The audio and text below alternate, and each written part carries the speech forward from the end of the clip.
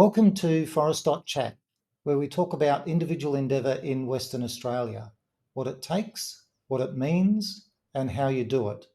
I'm your host, Paul Vandermeer, and in today's episode, we're talking with Sandi Parsons about writing a novel. Sandi lives and breathes stories as a reader, writer, and storyteller. She lives in Western Australia with her favourite husband, some problem puppies, and many teetering stacks of books. Welcome to Forest Chat, Sandi. Thank you, Paul. It's such a pleasure to be here on Forest Chat. I'm so happy that we could come and talk books and writing. Looking forward to hearing about it. The stories we've had going in the background in our email conversations have been very interesting. I hope they'll be interesting to your listeners as well. I'm sure they will be. So, Sandi, we're talking about writing books. What is it that you're doing in the field of writing books? I suppose, like everybody, we have multiple hats as humans. And at the core of what I do, it centres around books. I'm a school librarian, I'm a reader, and I also write children's books. So it was just a natural progression from the reader to the librarian to the writer. But I do remember back in year 11 being told, you can't make a living out of reading books. And I wish I'd been able to say, well, hey, look at me now. Here I am playing with books all day, and that's what I do for a living. Yes, libraries are full of books. That's what they're all about. They are. He did send me off to do an account course, and that was not the sort of books that I was interested in, because I live with cystic fibrosis, and he told me that I could not work in a library because the books would be too heavy and too dusty. But that was a lot of attitude back then in the 80s about what people with cystic fibrosis could and couldn't do. So I got a lot of you couldn't, you shouldn't, and you mustn't. And I like to defy statistics. So I went out and I followed my dream, which was to work with books. And did any of those issues with cystic fibrosis come into play in the end? No, not when I first started out. I had been working in libraries for 10 years when my lungs went into respiratory failure, and I had some time off to stop and have a lung transplant. But after that, I went straight back into the library. All through COVID, I worked through COVID. I wear a mask around the kids, but there has been nothing about working in a library that a person with cystic fibrosis could not do. That's great to hear. It gives plenty of hope to someone who's in that scenario, I'm sure. Well, that's one of the reasons why I wrote my latest book, because one of the features growing up as a person who read, I read during my treatments, and the books were my friends. So they could take me on adventures while I was doing all of those treatments, but there wasn't anyone like me. And when I finally did find fiction with characters with CF, they used that standard plot point of the poor dying person was their plot point. And it was, again, around the you shouldn't, you couldn't, and you mustn't. And the person with cystic fibrosis was there to generate sympathy. And that wasn't my life with cystic fibrosis. So I wrote Salty for the children today to know there is more. This is a realistic representation of living with CF, where you're managing your treatments and you're going to school and you're not spending your entire life in hospital on oxygen. So what does the life of a person with cystic fibrosis look like these days?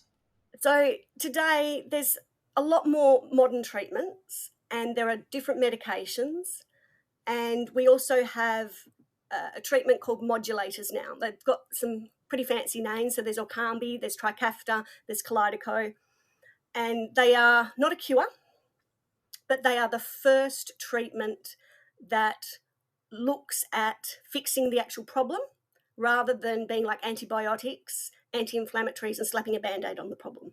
So they work at a level to compensate so that your body works normally instead of how a body with cystic fibrosis works.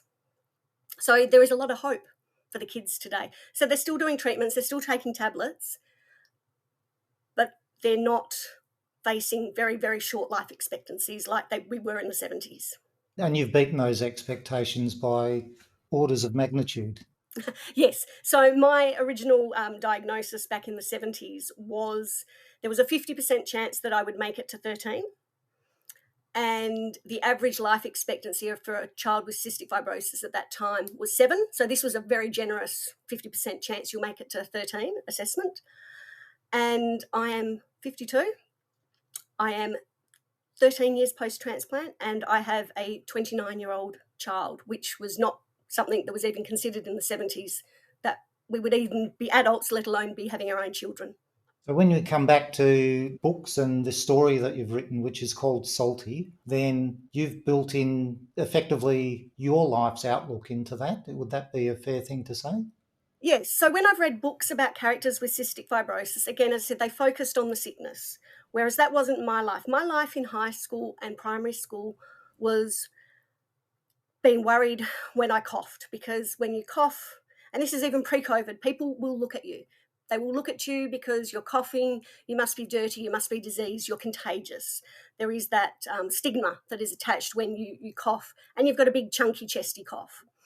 And that has been around longer than COVID, and obviously it's worse now. I remember one time I think it was the SARS outbreak, and I coughed and I cleared supermarket aisles because people were just scared.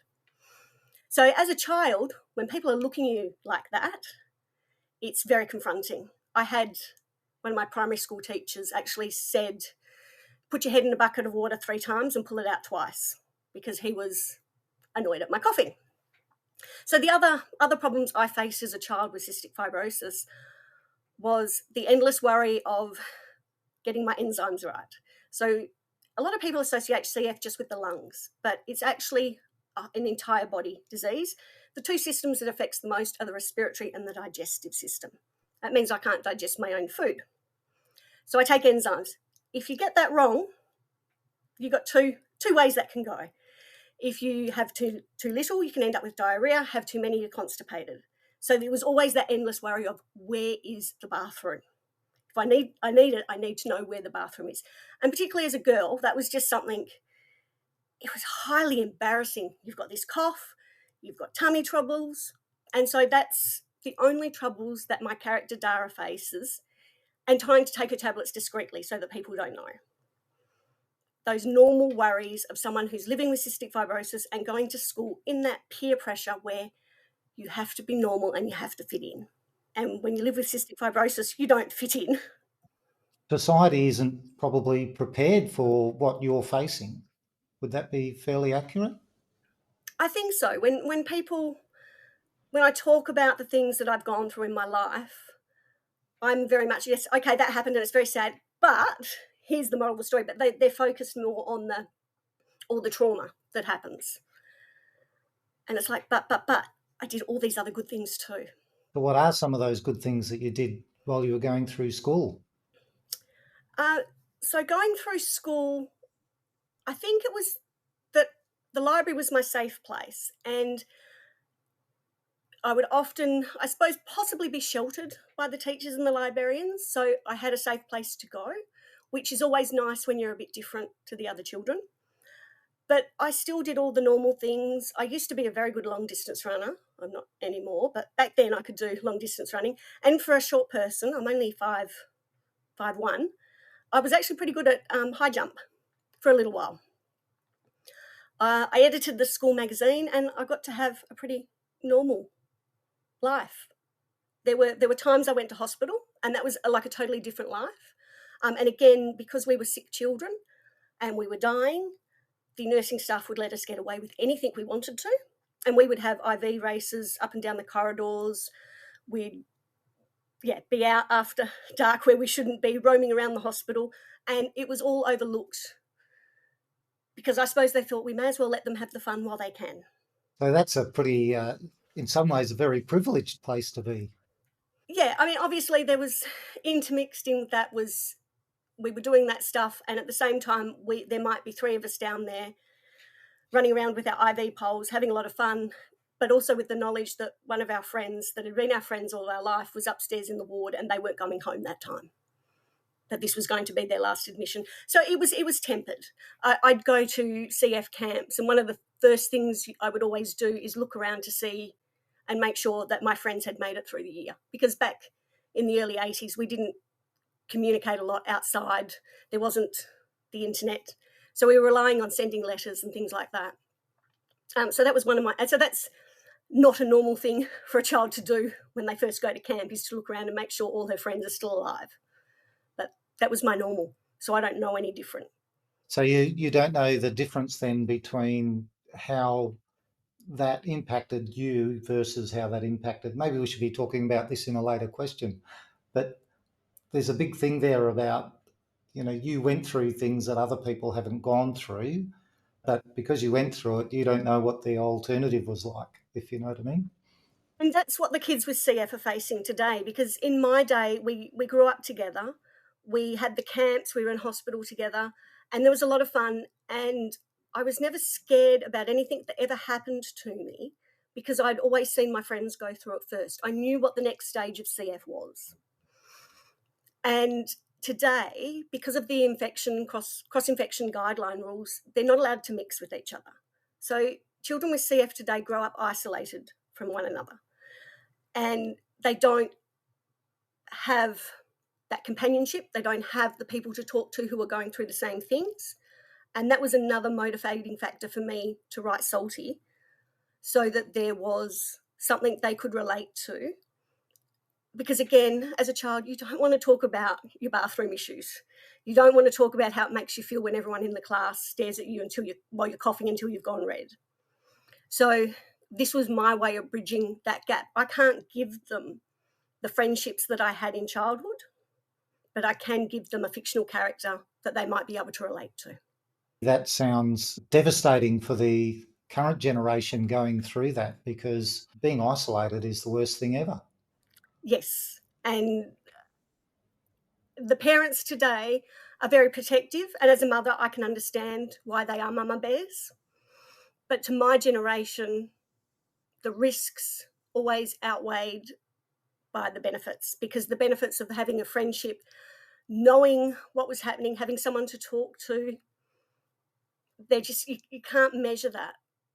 And I would never want to give that up. So I still have friends today with cystic fibrosis that I hang out with. We do it in safe ways. You still find a way to be together. That's Yes. an extremely good thing. Sandi, what does it take you to be a writer of a story that has such a close connection to your life? I suppose in this sense, I wasn't just channeling my inner child for the magic. For me, instead of just having to channel my inner child for the magic and the wonder, I was also channeling my inner child for that feeling of not being quite fitting in and how it felt. So there is a lot of me in Dara. Her fears were my fears, except for I didn't have her extensive vocabulary. So I gave her something I didn't have. That's the beauty of hindsight, isn't it? And a bit of experience in life as well. Well, also Dara, it was partly a way to introduce the medical terms. So for the people who didn't have CF, I could explain a little bit about what these fancy words that I was using, like percussion, which is a medical treatment that we use. So Dara has a love of old and lost words. Of all of them, my favourite would be scurryfunge. Now, when she says that to the girls, they think it's the plague, and that doesn't help her cause at all. But scurryfunge is a brilliant word. In the olden days, a scurryfunge was when you saw your neighbour at the top of the driveway, and in between then and when she knocked on your door, you ran around cleaning your house frantically. And of course, the modern equivalent is when mum says, "Have you cleaned your room?" and you shove everything under your bed. So there's a definite connection there between you and your writings. What are your strengths that allow you to write? I'm not a natural writer, so I don't know if I have strengths. So some people have the strength that they have stories that just come to them and they're compelled to be told. I'm the sort of writer who wants to be a writer, and so I have to force myself to sit in the seat to write the stories because they're not chattering in my head. And I've had to learn how to do all of this. And I suppose when I first started out, I didn't know there were courses you could do to write. I just thought it was just something you could do. You could either do it or you didn't. And for some people who do have those voices in the story sitting in their head, maybe it is like that. But it's not for me. So for me, my strength would come from having with cystic fibrosis I've always been determined to prove people wrong. So I was determined to write books. even though I didn't have those stories in my head chattering away to me. And so I used that determination to always force my bottom into the seat, my hands on the keyboard. Your background then has given you a pretty strong motivation to get in and do things. Does that show up in other parts of what you've needed to do to write the book, the things around the actual writing itself? I don't know about that so much, as there are times, obviously, when my body lets me down too, where as much as I want to write and I know I've got deadlines or that, but my body's physically just not capable of it. Or because of the medications I'm on, my brain's a bit mush. So there is definitely a determination of when I've got the time and when everything is all lined up to make the most of that time and to be productive instead of scrolling on Facebook or looking, is to just keep writing, go, look up this later, because that's something I can do when I'm not feeling well. And that making that use of that time is precious, because there are days where I might be drained from work or my medications has changed, that I don't feel like writing, and I'm not a writer who writes every day. And that's more because my body lets me down than because I don't want to. Do you have a regular schedule or flow that you normally try to get into, or it just is today's a No, day and let's have a go? no, because post-transplant life is, you don't know what sort of day you're ever going to wake up with. Is you can start off with a good day and it just turns around and you're having medication side effects, and it's a let's just get through the day. And other days you can wake up thinking, oh, it's a just get through the day, and it turns out to be a really good day. And the medication we take for transplants is effectively a poison. So it's compressing my immune system so that I don't reject these lovely lungs that I have been gifted. And sometimes your body just doesn't cope with everything that we're putting into it that's not so pleasant. So I just have to take each day as it is and make the best of it. So you're really working on your ability to be flexible. Yes, yeah. Flexibility has always been my key strength. And that's the same when I'm working in the library too. If I'm having one of those moments when my heart decides it's a good idea to run at 130 beats a minute, I can sit quietly at the desk and I can catalogue books. And then I leave putting the books away, which is bending up and down, to times where my heart is behaving normally. So it's about being flexible. And both jobs, being a writer and being a librarian, give me that flexibility to do that. So that flexibility you live with, and Yep. it's something that a lot of people actually struggle with. They like to have that set thing to do, that rhythm of life, so to speak. Yes. But then it's also, I can't be spontaneous. So I can't go on a spontaneous holiday, like book a holiday and then sit there in the lovely beach tropical writing, because that's something I have to plan. So I've got the flexibility day to day, but I also need to schedule things in advance around my health. So I've got a bit of a mix of both. So that longer term scheduling, is that around commitments you have to attend to and things like that? No, it's making sure we have the correct information from our doctors, so that we've got all of our medications are up to date. We've got enough scripts. We've got a letter from the doctor saying why we're carrying this small pharmacy. We've got contacts, so we know where we're going to go. Working out travel insurance is not cheap or easy. That comes with a medical assessment usually. So it's not like you can just ring up and book. You've got to schedule everything in so you make sure you're good to go on the day. Right. So there's a huge planning effort goes in beforehand, and that's what makes it Yeah. trickier to do on the spur of the moment. Yeah. You talked about you don't have that story bubbling away in your head. To me, sounds like a writer's block almost.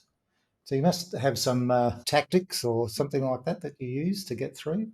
I work in what I call a dirty draft, which is before the first draft. And it's literally, this happens, that happens, she's going to say this. And it's dirty and it's messy and it's horrid. But then once I have that and I have something on the page, then ideas on how they will get from these points will start to come. And sometimes when I'm writing the dialogue, it'll have its own voice. The dialogue will have its own voice. Yeah, so the character's dialogue will have its own voice. And I'll just know what they will say or how they would react. But that's usually not until I'm well into the first or the second draft that I find that. And again, that's that stubbornness of bottom on the seat, typing away, because I don't have those voices talking to. I'd love to have the voices talking to me. Sounds a bit crazy when you say it like that, but It sounds like it would make it so much easier to do that. yes, yes. I'm always very jealous when they say they have the character talking to them in their head because I just don't. But as I said, when I get to the second draft, then I really know my character by that point, and I know what their hopes and their fears are, and that makes it a lot easier. And that's the part I enjoy a lot more than that first bit. Once you get a flow on, it starts to ease up Yep. and become much better for you. Yes. And I've started doing some techniques, which I went to a PD and they said to go and do some improv classes. So that's about stirring your imagination and just coming up with something and going with it no matter what happens. And I thought that was interesting. So I did that. And then I started applying it at school. And so the kids would say things to me like, I had a dog bite on my arm, big bandage. And I would just say the silliest thing that would come into my head, like there was a group of aliens, they were invading. And I did the big Wonder Woman thing and they went pow, pow, pow, hole in my arm. And that's why I've got a bandage there. And as the kids go on, they now know if they ask me something, I will say something wild and outlandish. And it has gotten better since I've been doing those miniature little improvs of just saying the silliest thing I can think of when they ask me the question and running with it. And of course, then they'll ask questions back sometimes too, and you've got to keep going, which makes it a bit harder with a straight face. Oh, the straight face, that's impossible. How can you do that? But some of those have now then become, because I also have an activity book that I've written full of writing prompts for children. And some of those things, the crazy things I've said, have become my writing prompts.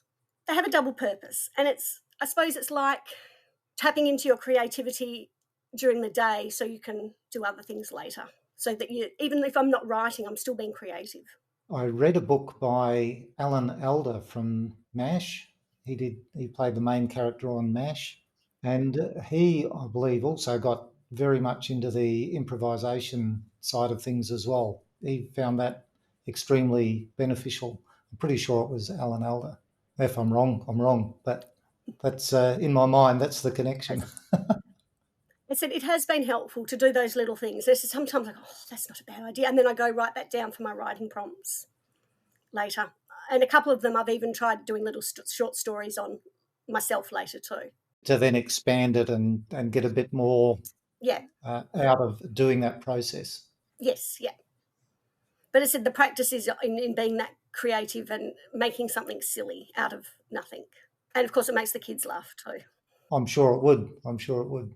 We've had a look at what it takes to write a book that's so closely aligned with your own life. We'll have a break now, and after the break, we'll have a look at what it means.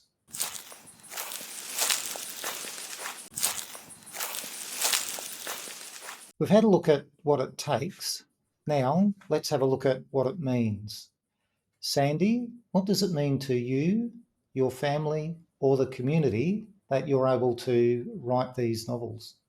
For me, there was always a burning desire. From the first time I realised that name on the cover was actually a real person writing the book, and this was something I could do, it became a goal. And my goal was always to write. I said, I don't have the stories. The goal was always to write a book, not because I had a story to tell. And I think partly that was because books had meant so much to me and I wanted to give back so that children today had stories that they enjoyed. So that was my original motivation. And my first novel, which is a chapter book called Pepsi the Probably Puppy, was based on the shenanigans of my actual dog Pepsi, who was a blue heeler, who was very, very naughty. And she provided a lot of fodder for the stories. And then I employed the techniques of exaggeration and the children enjoyed it, and that was good. But everyone kept saying to me, Sandi, you should write about a character with CF. And I was like, no, I live this. I don't want to write about it. And I was at a publishing critique with Erica Wagner from Allen and Unwin. And she looked at the manuscript I'd submitted and said, "You write really well." She said, "But the main problem is I don't know how to market what you've written, but it's clever and it's funny, but I can't market it." She said, "But if you wrote about CF the way you've written this," she said, "that I can sell." And I was very resistant to it. I thanked her for her time. And then in my librarian day job, I started making an absolute effort to make sure that the kids in my school were represented in fiction within the library. So that whether it be culture, whether it be religion, whether it be disability. And all the time I was doing that, Erica's words were playing in the back of my mind. And at that stage, there were still no books that accurately represented cystic fibrosis for children. So I started writing because I thought, well, I'm passionate about doing it for the other kids, and I know about the cross-infection issues. Maybe this is something I should do. And so what I hope it means for the community is this is only the second book in the world, as far as I'm aware, and the first in Australia that is written by a person with cystic fibrosis and it contains a character with cystic fibrosis. So this is the first time our voices have been heard. So the first was Cindy Baldwin from the USA with No Matter the Distance, and Salty is the second. So I'm hoping that both of these books give the children with CF something that they can actually relate to, that isn't doom and gloom, that actually represents their life of living with CF and going to school. That's an amazing gift to those kids. I hope so. I hope that even if it just means something to one child, then it's worth it. For that one child to have a connection and know that they are not alone, that there are other people with CF who have the same fears and worries that they do, then it's worth it. Yeah, absolutely. Absolutely. And what about the families of those kids? Do you think they'll gain something from it? I'm hoping that maybe not so much the families, but maybe other children who know kids with CF may get a little bit of an insight into our headspace of what it's like to live with something where you're constantly worried about being judged and not fitting in and not being normal. Because we all do that. We all have something where we don't feel that we're normal, whether we're not good at sports, whether we're not good at math. There is always something, but maybe it will be that realisation for them that having CF isn't actually getting special treatment when they got time off to do certain things that they might need to go and do. Maybe. The way I look at things, and even this podcast, helps people see other people's perspectives on a whole raft of different things. My guests have included people doing all sorts of different activities, different endeavours, and sometimes you don't pick out the same things as other people do from those episodes. No, my son will deny this ever happened, but back when he was in year 8, he asked if he could read Twilight, and I said, no, I think you're a bit young. He borrowed it from the school library. He came home, and at the time, because he will now tell you he's never read that book, but at the time he would swear, "What do you mean it's a love story? This is a story about werewolves versus vampires," because he just didn't read the love bits. He wasn't interested in them. He skipped over them, and he's concentrated on that thread of the vampires versus the werewolves. So we all do that when we bring our perspective when we're reading something, when we're doing something, when we're watching something. And sometimes maybe this helps us walk in someone else's shoes. Absolutely, and we can all learn from somebody else. Yes. And what does you writing books mean for your family? I think for my husband, it's gosh, that's a really interesting question. I don't know if I have an answer to it. I suppose in some ways they would see it as an achievement and something to be proud of. I know my sister will often say, my sister's done this great thing and share a post. So I guess it's for the family, it's something I've done that they can be proud of. It certainly is. Absolutely. Yeah, because as I said, no one forces you to write a book. It's either you've got a story in your head that you've got to get out, or you make yourself sit there. And it all comes from you, because books don't get written unless that person is determined to get them out. There's a lot of willpower in there. There's a lot of effort in there, isn't there? Yes. So how much time do you actually spend getting the book written? So Pepsi, I wrote very quickly, as in my first draft, because I took it into the year 3 students.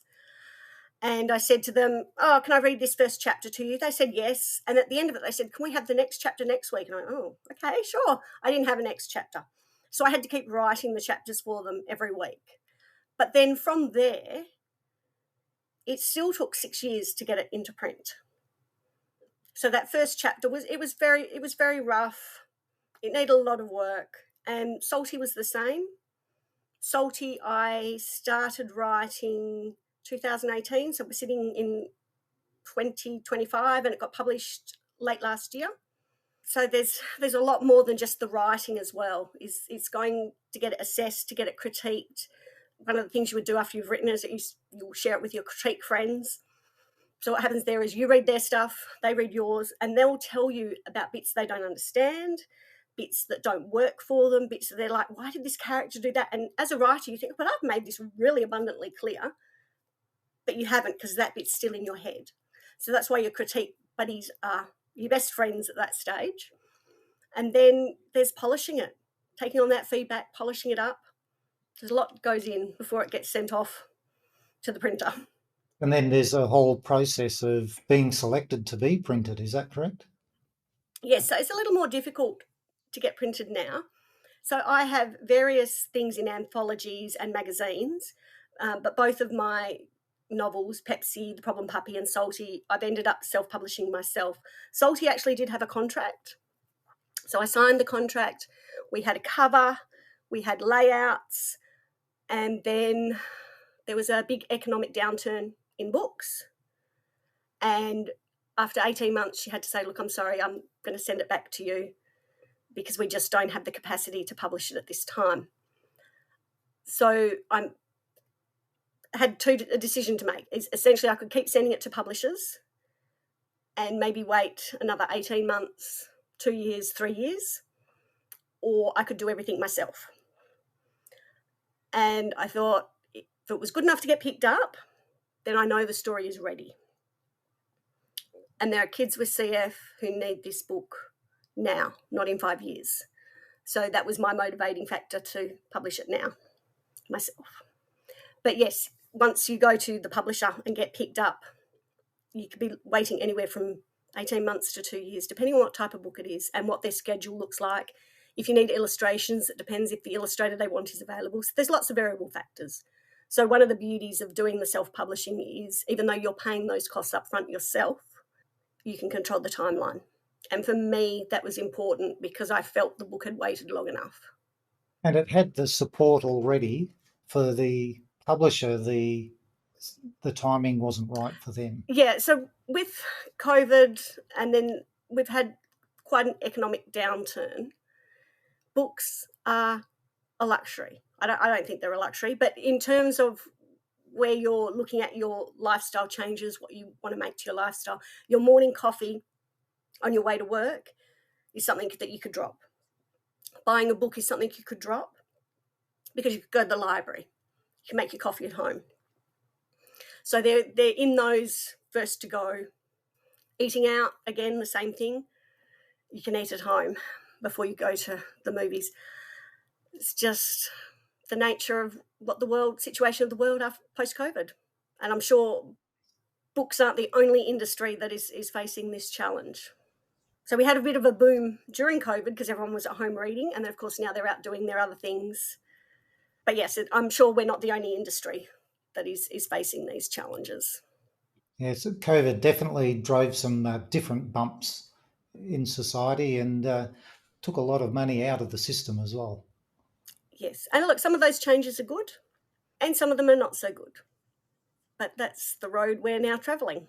Yes. So you've got a self-published book now, Salty. And we'll put a link in the show notes about where people can come to your website. Is Yep. that right, to get it? It's quite easy. If you want a signed copy, is sandyparsons.com, and I can send that Australia-wide. If you're an international listener, Amazon is your only place. And if you're in Australia, it can be ordered at any bookstore through John Reed Distribution. Wonderful. So there's lots of positive meanings in writing a book, especially one that has special meaning for particular members in society. We'll have a break now, and after the break, we'll talk about how you do it.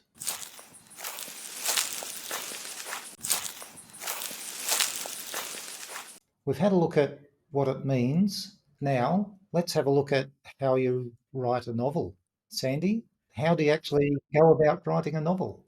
My best advice for people who are wanting to start looking at writing a novel is to try something smaller first. Try the short story. When I first started writing, the advice was to write a diary. And I didn't want to write a diary because I thought, oh, gee, that's boring. I know what I've done. So instead, I would get an exercise book, and I wrote the longest letters to my best friend in this exercise book. And we had this rule that I wasn't allowed to discuss any of the things I wrote in the diary with her until I presented it to her to read. So sometimes there were long, frenzied writing sessions into the night. But that was that practice of, I was practicing writing. I was getting my thoughts out. Even though it was just about my life, it was still my thoughts out. So start with the diary. If you don't like the diary option, do what I did, write very long letters to someone else. And then start playing with things. But then I didn't know back then that you could actually do courses on writing. And if you look at your libraries, public libraries programs, there'll be lots of little short snippets that you can do. And then it's really down to putting your backside on that seat and putting the effort in and getting rid of the social. So you're sitting there when you're actually working instead of scrolling on Facebook. Some people like to research first. I will often write, and they said, and then I'll, in red and all caps, future Sandi, you will need to look up how to do this later. And then I'll just keep going. Because I find if I stop and do the research, then I might get bogged down with something. Other people like to do all their research first because it will open up other avenues for their story. And you'd have to just sort of mix and play and see what suits you best. And then, of course, once you've got something, you want to start trying to find people to critique with. So you can look at Writing WA. Have got a list of critique groups and writing groups on their website. If you're a children's writer, you could go to the Society of Children's Book Writers and Illustrators, which is a worldwide organisation when we have a very active chapter here in Australia. We have Australia West too, and you can meet other people who are writing to critique your work. And sometimes some people say it's not done until you look at it and you can't stand it anymore. Others say it's fully cooked and ready when you look at it and there's nothing else you want to fiddle with or improve. And other people say, I have looked at this too much. And it's when you reach that point of, I can't touch another word on this manuscript, that it's ready. That's individual for different people. And hopefully at the end of that, you've got something that other people are going to enjoy. I imagine it's a bit like editing a podcast episode that even you talked earlier about. You do a very rough, fragmented version of the books or chapters beforehand, and then you flesh them out and you prefer the second step. That's twice through the story, and then you're probably working on it again and again and again. So Yeah. I can see where at some point you go, I just don't know what to do with this anymore. Yeah. And also, if the feedback from your critique buddies is this is good, this is ready. But with mine, I know Salty, the very first draft was 15,000 words. When I first thought, I might send it to my critique partners, it was 25,000 words. And the final finished product is 45 or 44. So there was a lot more filling out. And each time I thought, I'm done. And then you let it sit and you go back and you go, oh, no, we're not done. It's not baked yet. And again, that's part of that you might have that whole story in your head, but you need to get it all out so that the reader can understand it. Yeah, it's in your head. You think you've got it down, but it doesn't translate for other people. Like when your critique readers have a go at it. Yeah, and that's why they're so important, because no matter what type of writing you're doing, is you're coming from a position where you know all the answers, but your reader doesn't. And it's really important to take on that feedback so that you make sure you've conveyed that message correctly so that the reader isn't lost, because that's where they'll stop turning the pages. And particularly in children's books, that's really important. You want them to keep turning the pages because there's so many other distractions in the world for them to run off to. I think that's the same for everyone. I read a book by Johann Hari, which was to do with the way our span of attention is being reduced and how many different things go on. And we are purposely being distracted by all the other, particularly things to do with the phone. Yes, and so that's why the trend, there's a big trend in children's books too. The word counts are going down, and that's one of the main reasons. Is we're competing against so many other things, and graphic novels and hybrid novels are coming to the center, front and center now, because they do tick those boxes for the kids, because they're giving them a visual, they're giving them the text, and they don't have to work as hard to decipher the meanings. Whereas sometimes in the longer form novels, you would know yourself, is when you're reading something heavy and you're struggling to understand it, it's very easy to go, I'll put you down and I'll read you later and I'll wander off and do something else. And with children, they often put it down and they won't pick it back up. So you want to have something that grabs them. And some of the children's books too are written specifically to attract that sort of market. So there are books that are written with gaming in mind, that have points and scoring. So as the reader's going along, it's still got that feel of a video game. Much more clever than what I could do. Yeah, that's interesting. I've not heard of that. Not that I'm into reading children's books and that sort of thing, but just that whole concept. So Johann in his book talked about the readership levels and how they've actually dropped off really since social media started to come into play, and how it's a big issue because particularly fiction books, and personally I've never been a fan of fiction books, but I did read Red Dwarf, and the fiction books have a tendency to be stories that help us interpret how to operate with people. And people who read lots and lots of fiction tend to be more naturally better because they've seen all the different interactions playing out in the books. They seem to be better at interacting in life as well. Yeah, that's true. But there's also, by some people would say, well, then fantasy, there's no point in reading fantasy. And to them, I don't have the full article in front of me, so I'm sort of summarising. But there was a point in time where China looked at what America was bringing out. So they had the iPod and they had little computers, and they were going towards the iPad, and China were like, well, what's the difference here? What do they have that we don't have? So they looked at their courses and they're like, we're studying the same stuff. What do we have? Do they have? We don't have. So they went to America, and long story short, they discovered that it was science fiction. And it was because if you can't imagine something, you are not going to go out and build it. And so that limited science fiction is now allowed in China for that reason. Still controlled very heavily by the government. But it's the same with architects.